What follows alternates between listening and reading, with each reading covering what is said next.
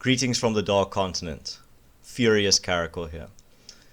So yesterday we heard Ernst Roets' speech in Parliament regarding land expropriation without compensation and also the blatant misinformation and anti-white rhetoric that is fueling hatred in this country. I just finished watching the recording of the speech and I would just like to firstly say, Ernst, from the bottom of my Boer heart, thank you very much for everything you do. Thank you very much for standing up for truth, standing up for honesty, standing up for civility, and standing up for facts.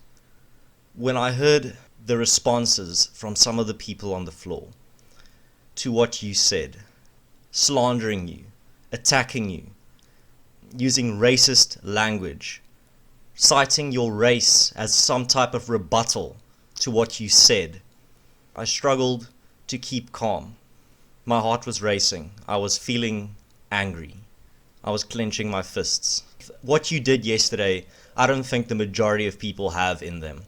I don't think the majority of people even have a shred of the integrity and the bravery that you have.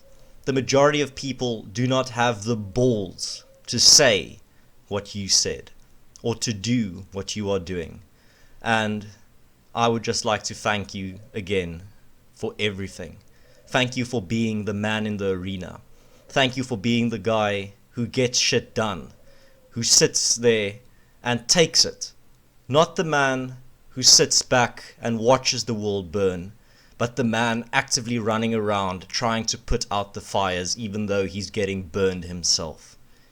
And this is a call to anyone that believes in truth and anyone that believes in common decency and in the liberal values of property rights, freedom of speech, and mutual respect.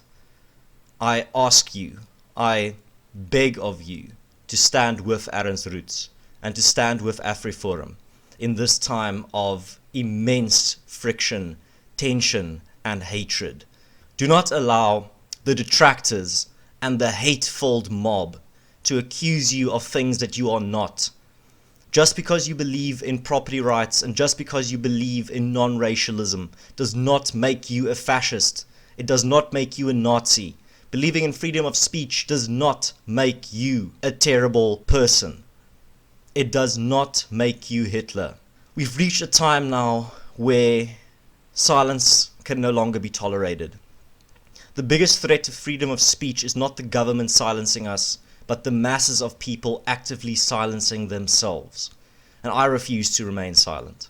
I'm going to increase my amount of content and my amount of fact spreading and fighting disinformation. Enough. Enough is enough.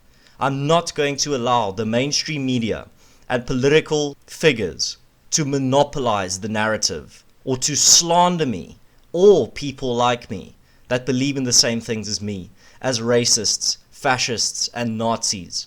Enough is enough.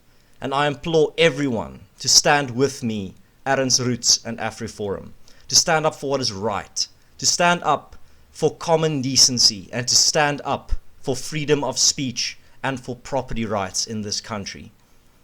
Do not allow anyone to tell you what you are. You know what you are. Do not allow anyone to label you or to strawman you. And no, a straw man is not a racist remark. Styx Hexenhammer also said something very, very relevant yesterday in his video of Alex Jones being banned, where he said, we need to stop relying on Big Brother to keep us safe from views that might challenge our worldview. Why don't you let us challenge people's worldviews? And that's what's happening in South Africa. People like Ernst Roets and everyone associated with AfriForum are being called racists for calling out racists. What I saw in that parliament meeting was a bunch of projection. People were projecting their own hatred and their own insecurities onto a brave man and a man standing up for what is right. And I will not allow it. I will not stand by and watch a good man be slandered like this. So this is my message to South Africa and my message to everyone listening. From now on, don't allow anyone to tell you what you are. Don't allow them to label you. Don't allow them to slander you. Don't allow them to call you a Nazi. Don't allow them to call you a fascist.